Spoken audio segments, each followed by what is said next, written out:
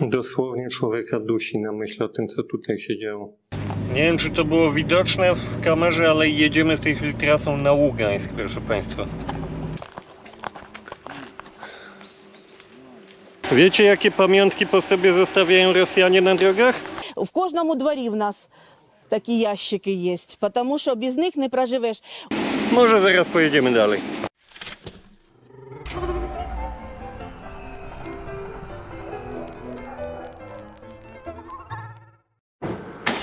Dzień dobry Państwu, jeszcze jesteśmy w Polsce, ale za chwilę z Polski wyjeżdżamy, jedziemy z Bartkiem od zbiórek, tym człowiekiem, którego zbiórki Wam polecałem. Mamy tutaj cały samochód rzeczy i duża część z tych rzeczy została kupiona za to, co Państwo wpłaciliście na te zbiórki, które ja reklamowałem, i właśnie dlatego ja jadę razem z Bartkiem po to, żeby się upewnić, że to wszystko dotrze dokładnie tam, gdzie powinno dotrzeć.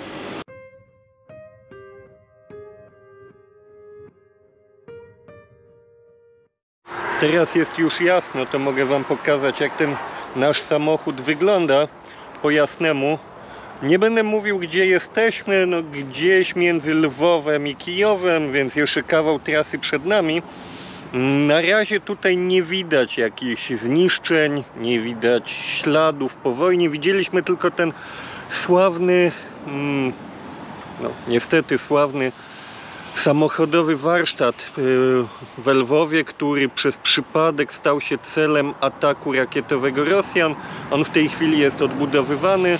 Widzieliśmy całą masę blokpostów, ale one w większości nie są obsadzone, bo w tej chwili nie dzieje się tu nic takiego na zachodzie Ukrainy, żeby była potrzeba. No gdzieniegdzie ci żołnierze stoją, na mostach, na niektórych blokpostach. Widzieliśmy też trochę sprzętu wojskowego przejeżdżającego po drodze, ale nie będę mówił, co dokładnie i w jakim kierunku i gdzie to widzieliśmy i jakiego dnia, bo takich rzeczy się nie zdradza, ale tego typu rzeczy tu faktycznie widać.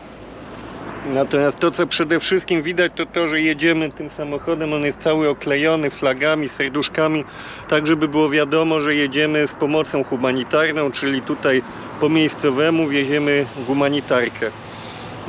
To trochę pomaga, bo ludzie trochę lepiej na to patrzą, ale najważniejsze jest to, że faktycznie wieziemy rzeczy, które tym ludziom mają szansę realnie pomóc. Wieziemy jedzenie dla niemowląt, wieziemy pieluchy, wieziemy jedzenie takie, nazwijmy to, dla dorosłych ludzi i starszych dzieci, takie standardowe jedzenie.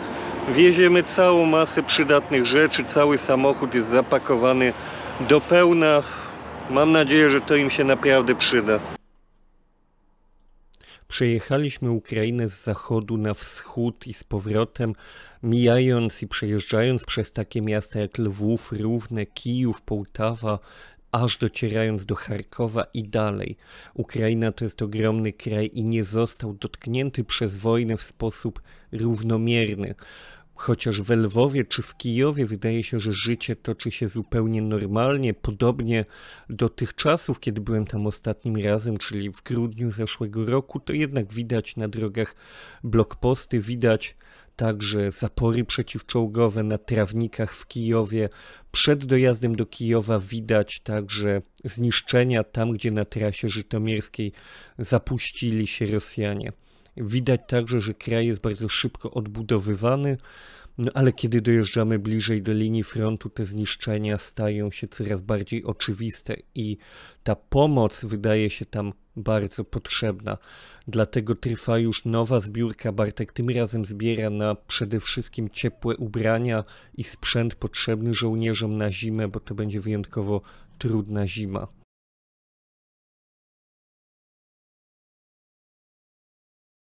Jesteśmy przed Połtawą, czyli minęliśmy Kijów już chwilę temu. Przed chwilą zjedliśmy obiad w przydrożnej knajpie i zatrzymał nas taki dziadek i powiedział, że nie mamy powietrza w prawej tylnej oponie. No to my, no nie że przerażeni, ale trochę zaniepokojeni, zatrzymujemy się na poboczu, wysiadamy, patrzymy, co tam się dzieje. Okazało się, że po prostu jesteśmy tak dociążeni, że szorujemy chlapaczem po ziemi i od samego początku i dziadek się wystraszył, że coś jest nie tak. Bardzo miło ze strony dziadka. Przy minimalnej liczbie postojów droga przez Ukrainę z Krakowa do Charkowa zajmuje ponad 20 godzin. Oczywiście dociążonym do pełna samochodem dostawczym jest to trudniejsze, może w innych warunkach byłoby lepiej. Ostatecznie jednak dotarliśmy do Charkowa. To miasto pogrążone jest nocą w zupełnej ciemności. Zaciemnienie oczywiście wynika z przyczyn wojennych, ale tam dotarliśmy do naszej zaprzyjaźnionej aktywistki. To nie jest osoba z jakiejś dużej fundacji, to jest po prostu prywatny człowiek, który nie umie nie pomagać. Pani Natalia spod Charkowa udostępniła nam swój garaż jako bazę, a jej znajomy z oddziałów ukraińskich zostawił nam prezenty. My im przywieźliśmy ufundowanego ze zbiórki drona. Bardzo porządnego drona o dużych możliwościach, jak na drona cywilnego, który bardzo im się przyda. Oni zostawili nam w prezencie pozbierane różne rzeczy. Tutaj mamy dokumenty, uszankę, tam na początku był korpus chyba bomby lotniczej. Tu widzicie fragment pocisku rakietowego, buta. Ten pocisk rakietowy znajduje się u mnie w piwnicy, zostanie przeznaczony niedługo na aukcję charytatywną. Oczywiście on nie posiada żadnych cech bojowych. Tutaj oczywiście tego typu znaleziska budzą nasze spore zainteresowanie i trochę żartów. Przymierzamy, czy te buty się dla nas nadają, oglądamy karton po racjach żywnościowych, ale tak naprawdę nie ma w tym nic śmiesznego, bo duża część tego żelastwa to są pozostałości po zabójczej broni, która spada od 7 miesięcy Ukraińcom na głowy. Także ten garaż, w którym się znajdujemy, był trafiony, w ścianie był widoczny otwór po odłamku. Na razie mamy, proszę Państwa, przygodę. Centrum Charkowa, hotel. Zarezerwowaliśmy przez Booking, jest 20 godzina, za 2 godziny zaczyna się godzina policyjna. Przychodzimy pod ten hotel. Jest Gostinny Dwór, hotel. I tu jest karteczka. Drodzy goście, w związku ze stanem wojennym hotel czasowo nie działa. Dzwonek nie działa. I no, będziemy myśleć co dalej. Cała Ukraina znajduje się w zasięgu pocisków rakietowych, takich jak Kalibr czy Iskander, natomiast Charków przez długi czas znajdował się w zasięgu i pod ostrzałem tańszej artylerii. Haubic, gradów, smierczy, uraganów i to widać. Miasto zostało dość poważnie zniszczone, zwłaszcza północna dzielnica, tak zwana Sałtiwka, zostało dość poważnie doświadczone, ale także w centrum zniszczenia są widoczne na każdym kroku. Miasto mimo to działa w miarę normalnie. Pracują sklepy, niektóre hotele, jak Państwo widzieli, oczywiście znaleźliśmy działający hotel, zdążyliśmy. Działają niektóre restauracje, ale w nocy nic tam się nie dzieje. Wszystkie światła są zgaszone, wszystkie latarnie wyłączone, pomniki zasłonięte workami z piaskiem. Miasto, nie możemy go nazwać wymarłym, niemniej widać tutaj, że wojna jeszcze niedawno była bardzo blisko. Tutaj możecie Państwo usłyszeć, jak brzmi alarm przeciwlotniczy. Były 2 w czasie naszego pobytu. Pierwszy z nich udało mi się w całości przespać. Miał miejsce w nocy. Drugi w czasie tankowania udało się sfilmować, żebyście mogli usłyszeć, jak brzmi taka syrena. Ale tak naprawdę taki wyjazd to jest przede wszystkim bardzo dużo noszenia. My mieliśmy pełen samochód rzeczy i dodatkowo 2 razy ładowaliśmy go do pełna już tam na miejscu w lokalnym sklepie, wywożąc tam do Ukrainy pieniądze ze zbiórki i dystrybuując stamtąd na miejscu już dodatkową żywność, która nie zmieściłaby się po prostu w naszym samochodzie z Polski.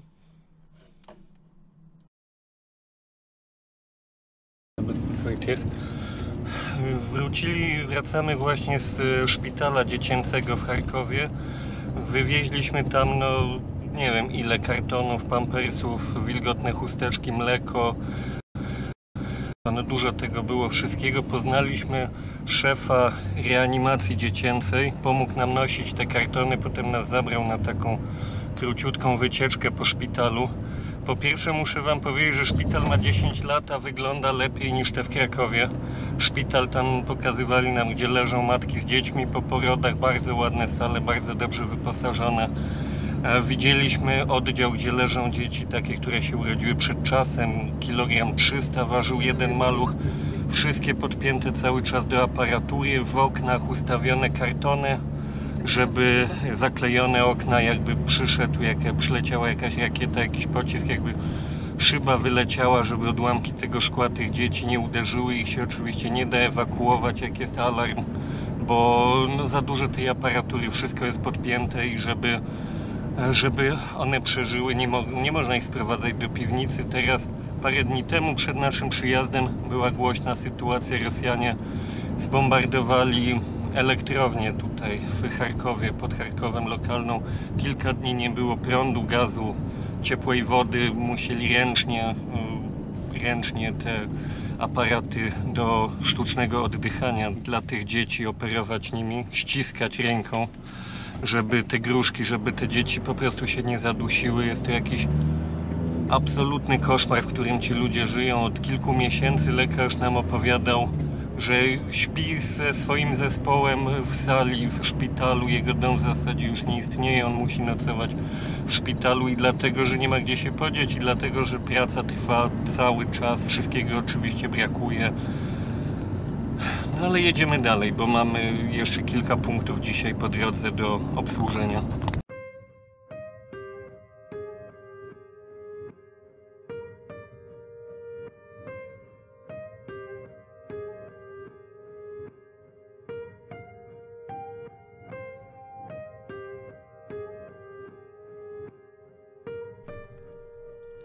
Kiedy wyruszaliśmy z Polski, sądziliśmy, że pojedziemy tylko do Izjumu. Taki był plan, natomiast kiedy dotarliśmy na miejsce, pani Natalia powiedziała nam, że można już dotrzeć do Kupianska. To była miejscowość wyzwolona stosunkowo niedawno przed naszym przybyciem do Ukrainy i uznaliśmy, że skoro jest taka możliwość, skoro tam są ludzie, którzy jeszcze niedawno byli pod okupacją, do których jeszcze nie zdążyła dotrzeć pomoc humanitarna w dużej ilości, to oznacza, że to są prawdopodobnie właśnie ci ludzie, którzy tej pomocy potrzebują najbardziej. Właśnie dlatego polecam wam wspieranie właśnie Bartka. On jeździ i ja pojechałem tym razem z nim, chociaż on jest tam już któryś raz, on jeździ do samych potrzebujących. Ta pomoc nie trafiła do jakiegoś magazynu, ona pojechała prosto, bezpośrednio do ludzi, którzy znajdują się bardzo daleko na wschodzie, bardzo blisko rosyjskich pozycji. Widzicie tę ciężarówkę za mną? Jesteśmy w drodze na Kupiańsk, to nie jest główna droga, to jest jakaś zupełnie polna droga, pełna dziur, jedziemy tutaj jakieś 20 km na godzinę, nie więcej, ale no jakoś gdzieś przejechać się da. Tutaj jest jedna spalona ciężarówka, tam jest druga spalona ciężarówka, orki tutaj dostały łupnia. Tam na tej polnej drodze przy dwóch spalonych ciężarówkach przekonałem się, że to, co mówią media, to prawda. Rosjanie szabrują. Na ziemi pomiędzy wojskowym sprzętem, jakimiś starymi skrzynkami po amunicji widzieliśmy ukradziony komuś telefon stacjonarny, który raczej nie podejrzewamy, że stanowił element wyposażenia tych ludzi. Widzieliśmy kawałek dalej między drzewami ubranka dziecięce. Opakowanie po smartfonie i tablecie. Leżała tam nawet pogięta, poniszczona Biblia. Wsiadamy i jedziemy dalej. Wiecie, jakie pamiątki po sobie zostawiają Rosjanie na drogach?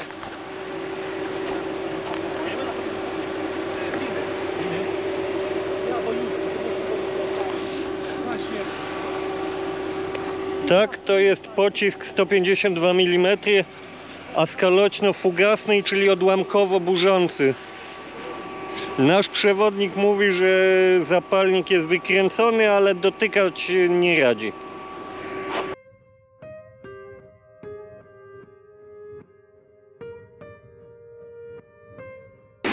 Tak w skrócie to sytuacja jest taka, że rura wydechowa jest w wodzie, jedno koło jest w wodzie. Może zaraz pojedziemy dalej. Jedziemy dalej. No, przedsmak czego? Jesieni. Droga była naprawdę trudna, zwłaszcza że nasz samochód był potężnie dociążony, ale ostatecznie udało nam się wyjechać na główną drogę, zobaczyć Stellę, kupiański kraj, uszkodzoną, ale pomalowaną na barwy ukraińskie, i dotarliśmy do samego Kupiańska. Tutaj stanęliśmy pod restauracją Szanghaj, nie wiedząc co dalej zrobić, gdzie szukać ludzi. Na szczęście pojawił się jakiś miejscowy chyba samochód i podpowiedzieli nam, jak przejechać dalej przez rzekę Askol, tak żebyśmy byli w stanie kogoś odnaleźć, kogoś, kto faktycznie tam dalej żyje i potrzebuje pomocy.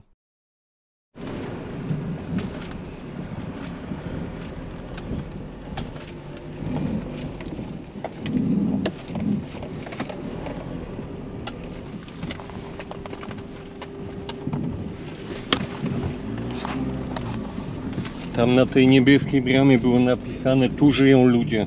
No to jest to, co ci pamiętasz, mówiłem za Kijowem. Dzieci, ludzie. A tam wcześniej było napisane pusto. To już jest, proszę Państwa, Kupiańsk. Nie wiemy dokładnie, gdzie tutaj można rozdawać pomoc. Na pewno są ludzie, którzy jej potrzebują, ale jeszcze ani my, ani nikt z naszych przewodników tutaj nie był po tym, jak ukraińska armia odbiła to miasto. Więc musimy trochę podróżować na czuja. Choć tutaj nam chyba miejscowi, no jakiś samochód, który stąd wyjechał, powiedzieli, że tędy damy radę przejechać. No ale droga jest, jak widać.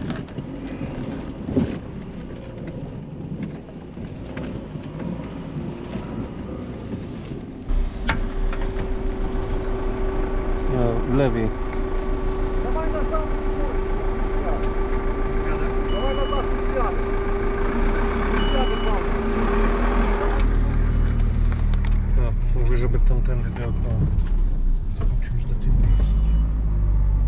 Kupiańsk był ważny dla Rosjan tylko i wyłącznie dlatego, że był to duży węzeł kolejowy. Samo miasteczko jest niewielkie. Tam na wideo widzicie dworzec, tamtędy przebiega koło rzeczki Askol linia kolejowa, którą szło zaopatrzenie dla zgrupowania w Izjumie i wokół Izjumu. Tutaj jedziemy taką drogą, nazwijmy to polną, choć to w zasadzie okolice centrum tego miasteczka. Ostatecznie właśnie w tych domkach przy tej drodze rozdaliśmy dużą część pomocy, ale w poszukiwaniu ludzi zapuściliśmy się na drugą stronę rzeki, na wschodnią stronę, i zobaczyliśmy, jak wygląda centrum tego miasteczka. I trzeba powiedzieć, że jest to miejsce, w którym już widać, jak koszmarna, przerażająca jest ta wojna.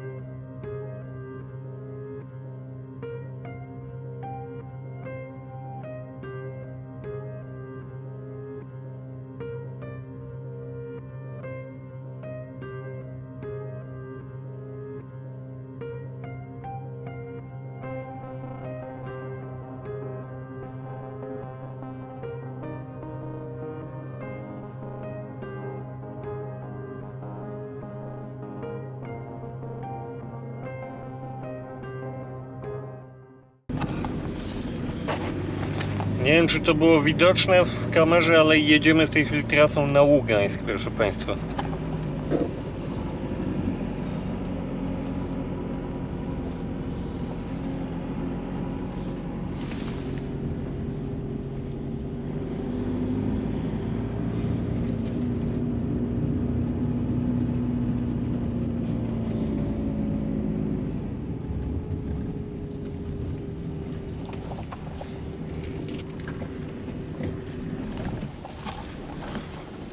Szukamy jakichś ludzi, którym można by w ogóle tę pomoc rozdać.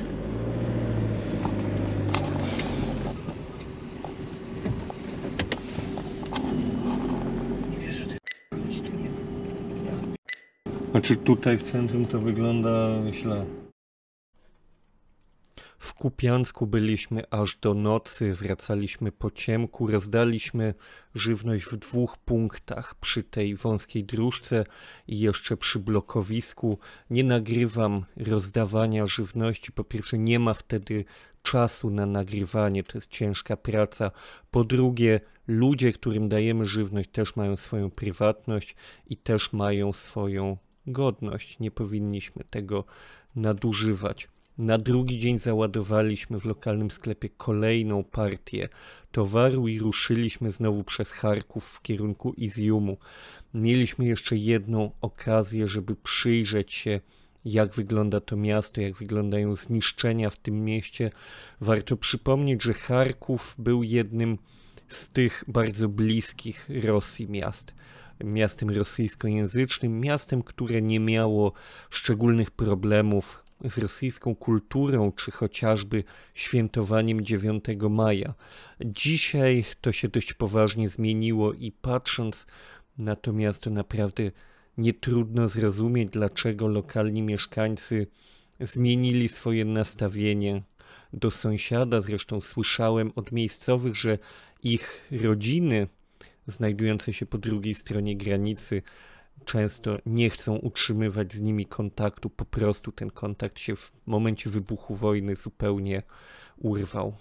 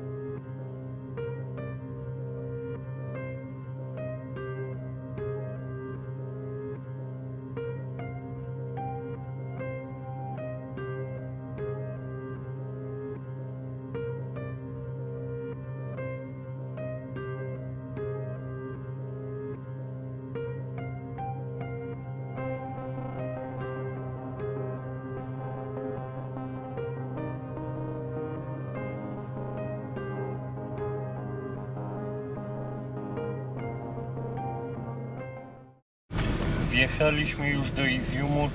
Nie dało się za bardzo sfilmować wjazdu ze Stellą, bo tam był duży blokpost, tam nie wolno filmować. Będziemy szukali dobrego miejsca do rozdawania pomocy. Na razie wydaje się tutaj spokojnie, chociaż zniszczenia są... No, sami widzieliście. Это Вова. А этого, это тетя Люда. Да. А у того, что крышу, я не знаю, я сейчас буду набирать его тещу. Почему он не пришел? Я без вас. Сейчас, я стою, они сейчас стоят. Я время останусь.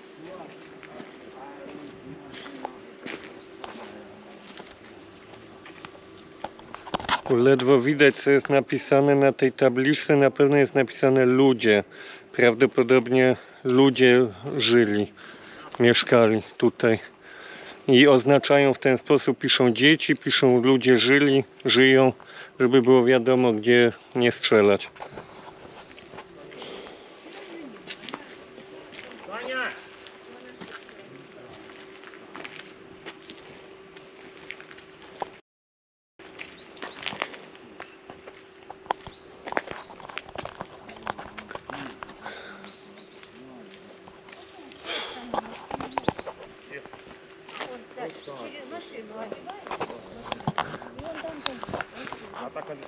Jeden z miejscowych, który tu jest z nami, mówi, że jeden z tych domów był jego, ale niewiele zostało.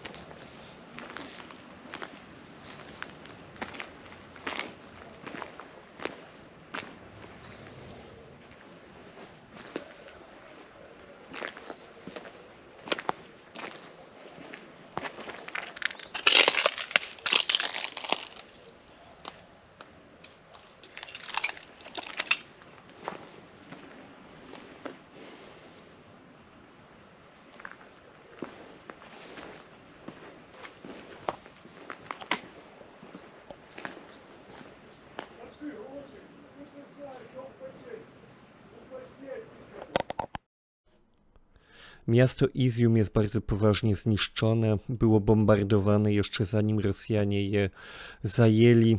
Niektóre bloki zawaliły się, grzebiąc mieszkańców i jeszcze nikt nie miał czasu i możliwości, żeby te gruzy przeszukać.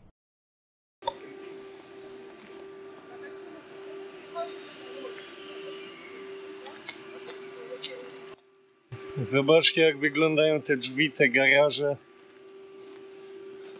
Wszędzie są dziury po kulach.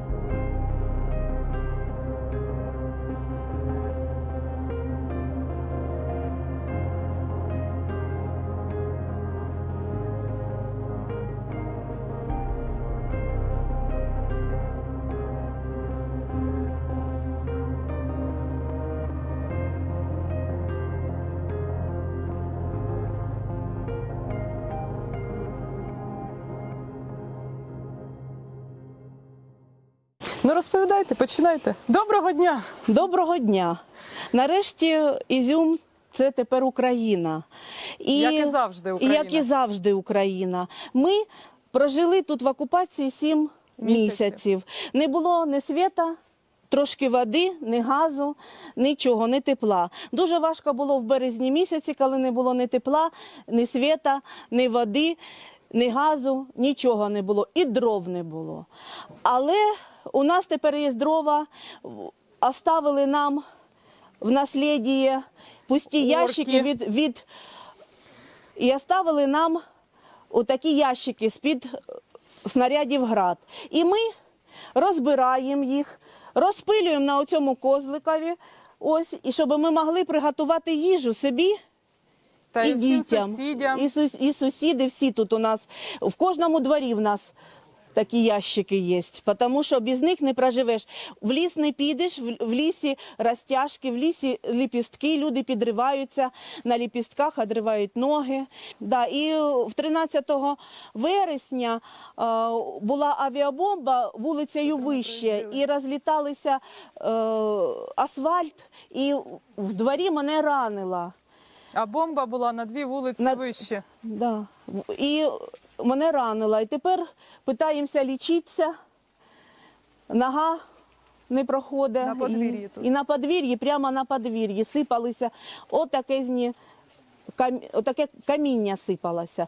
І асфальтувала огород ще більшими.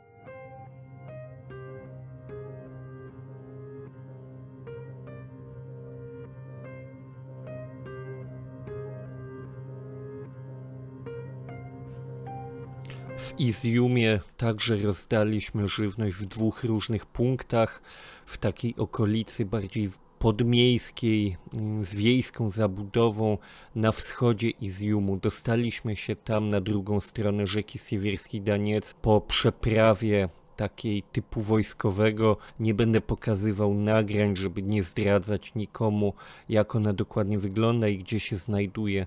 Potem wróciliśmy z powrotem na zachodnią stronę Siewierskiego Danca i trafiliśmy pomiędzy bloki. Tam także rozdaliśmy dużo żywności, nawiązaliśmy z tymi ludźmi kontakt. To, co mnie bardzo poruszyło, to to, że bardzo duża część z tych ludzi nie pyta o jedzenie dla siebie.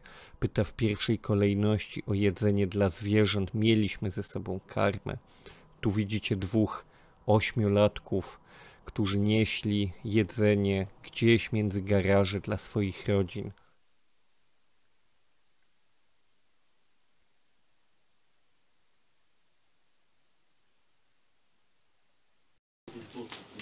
Jesteśmy w mieście Izjum, niedaleko dworca kolejowego. Rozdaliśmy tutaj pół samochodu pomocy jedzenia miejscowym, a tutaj za mną jest kuchnia polowa, w której oni przygotowują jedzenie, bo wody nie ma, gazu nie ma, prądu nie ma, nic nie ma i po prostu urządzili sobie taką frontową kuchnię, żeby dało się przygotować jakieś posiłki i to prawdę mówiąc cieszy, bo pewna część tego, co im przywieźliśmy, to są rzeczy, które trzeba po prostu ugotować, więc dzięki temu, że takie miejsce istnieje, ta nasza pomoc się trochę bardziej przyda.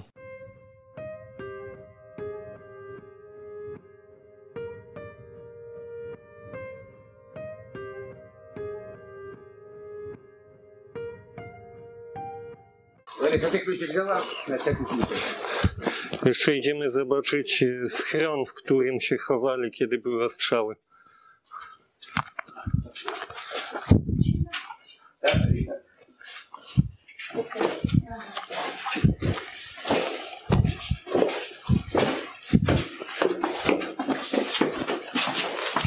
Осторожно, труба, кто высокий, ударится. Я не высокий.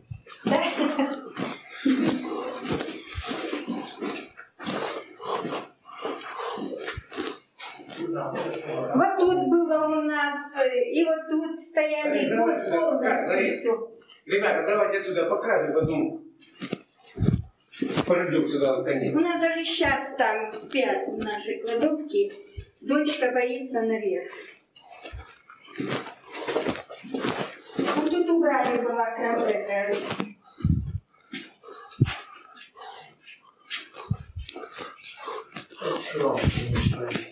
Тут все было занято, абсолютно места не было. Только проход, чтобы дойти до своей кровати. Вот, иди сюда. Pani opowiada,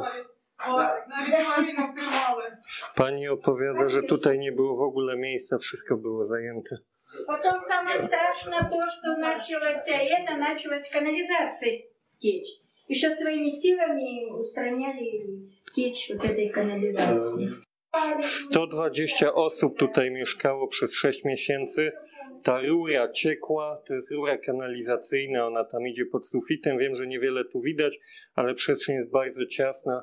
120 osób tu na pewno miało duży problem.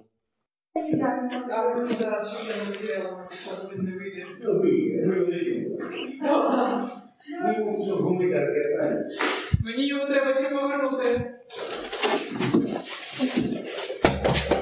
No, zobacz te. Сейчас я это уберу. Маленький детки. Да. Мама боится. 1,5 роки дитина спить тут зараз. О, за ним посмотри. Зараз. Bo właśnie mi tutaj tłumaczą, że tutaj dalej w tych warunkach śpi 1,5-roczne dziecko. Аккумулятор, чтобы свет был хоть ночью. Ребенка покормить. Jeszcze tu живут? Ну, ребенок маленький, 1,5 годика. Вон, вещи висят, смотри. Видите, с кем висят? Jest akumulator, żeby mieli prąd, są zabawki. Mleko, butelka, chleb leży. Ubrania się suszą. Ludzie dalej tak mieszkają, bo nie mają gdzie mieszkać, bo ogromna część budynków w Iziumie została kompletnie zniszczona.